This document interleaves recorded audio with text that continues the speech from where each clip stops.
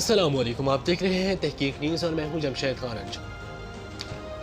सच दिखाने की सज़ा, तहकीकनामा और तहकीक न्यूज़ के डिप्टी एडिटर को जान से मारने की धमकियां दी जाने लगी। नाजरीन, हम आपको ब्रेकिंग न्यूज़ से आगाह कर रहे हैं कि मर्दान से खबर आ रही है कि जेल कंडाऊ पुलिस ऑपरेशन के हकाइक नशर करने और जराइम पेशा अनासर को बेनकाब करने की पादाश में तहकीकनामा और तहकीक न्यूज़ के डिप्टी एडिटर ज़हूर खान को जान से मारने के प्लान बनाए जाने लगे।